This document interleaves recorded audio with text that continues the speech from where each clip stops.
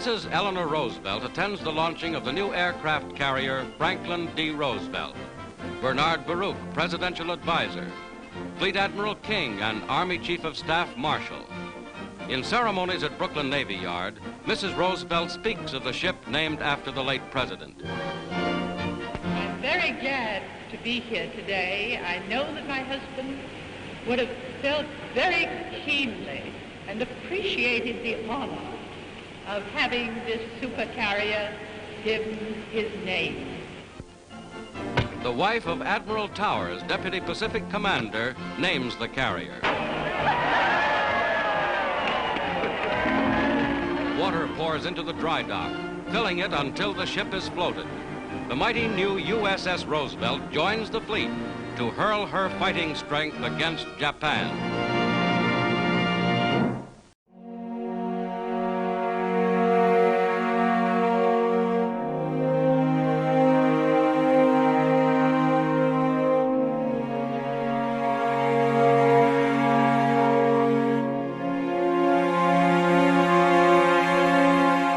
In 1952, military personnel stood together on the deck of a Navy flagship, the USS FDR, and watched as a disc-shaped UFO hovered above them.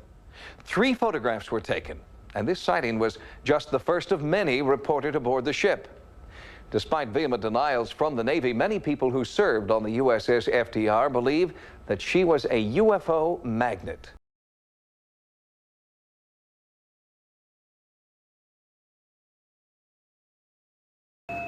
The USS Franklin D. Roosevelt.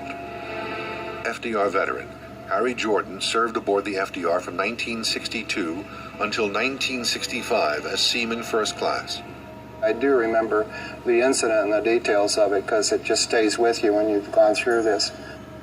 October 2nd, 1962, off the coast of Sardinia.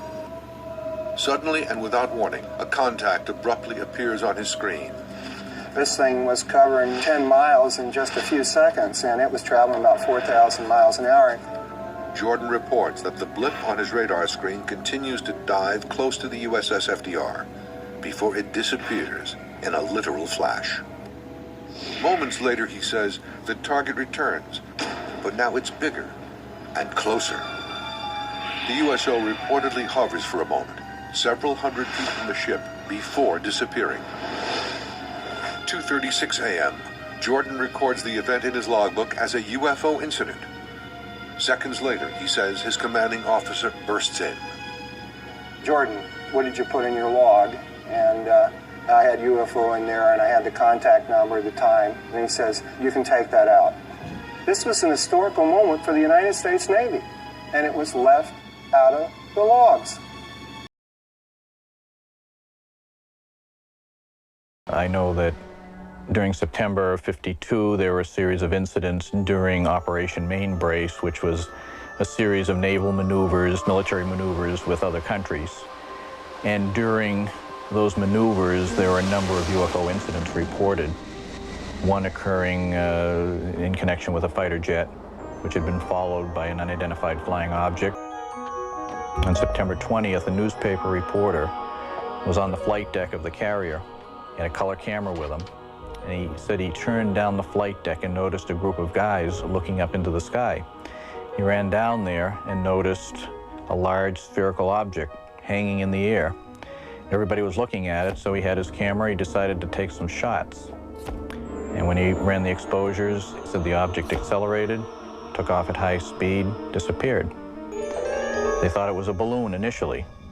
So the brass called the various other ships in the area, asked about a balloon. Nobody launched a balloon.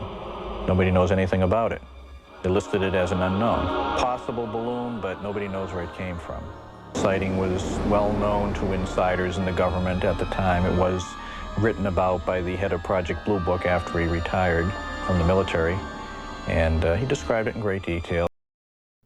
There was about a 30-second pause for thought after the colonel's little speech. Then someone asked, "What about these recent sightings at Mainbrace?" In late September 1952, the NATO naval forces had held maneuvers off the coast of Europe. They were called Operation Mainbrace. Before they had started, someone in the Pentagon had half-seriously mentioned that naval intelligence should keep an eye open for UFOs, but no one really expected the UFOs to show up. Nevertheless, once again, the UFOs were their old unpredictable selves. They were there. On September 20th, a U.S. newspaper reporter aboard an aircraft carrier in the North Sea was photographing a carrier takeoff in color when he happened to look back down the flight deck and saw a group of pilots and flight deck crew watching something in the sky. He went back to look, and there was a silver sphere moving across the sky just behind the fleet of ships. The object appeared to be large, plenty large enough to show up in a photo, so the reporter shot several pictures. They were developed right away and turned out to be excellent. He had gotten the superstructure of the carrier in each one and, judging by the size of the object in each successive photo, one could see that it was moving rapidly. The intelligence officers aboard the aircraft studied the photos. The object looked like a balloon. From its size, it was apparent that if it were a balloon, it would have been launched from one of the ships, so the word went out on the TBS radio, "Who launched a balloon?" The answer came back on the TBS, "Nobody." Naval intelligence double-checked, triple-checked, and quadruple-checked every ship near the carrier, but they could find no one who had launched the UFO. We kept after the Navy. The pilots and the flight deck crew who saw the UFO had mixed feelings. Some were sure that the UFO was a balloon, while others were just as sure that it couldn't have been. It was traveling too fast, and although it resembled a balloon in some ways, it was far from being identical to the hundreds of balloons that the crew had seen the aerologists launch. We probably wouldn't have tried so hard to get a definite answer to the main brace photos if it hadn't been for the events that took place during the rest of the operation, I explained to the group of ADC officers. The day after the photos had been taken, 6 RAF pilots flying a formation of jet fighters over the North Sea saw something coming from the direction of the main brace fleet. September 21st, 1952. Less than 24 hours later, 6 British pilots above the North Sea spot a shiny spherical object rising from the water and stealthily approach the fleet's location. They reportedly give chase, but the swift-moving object evades their pursuit. Although many FDR veterans and researchers suspect that the ship's advanced capabilities may have made her a target for otherworldly attention, some wonder, could all of this reported activity actually serve as proof? I have seen the evidence firsthand.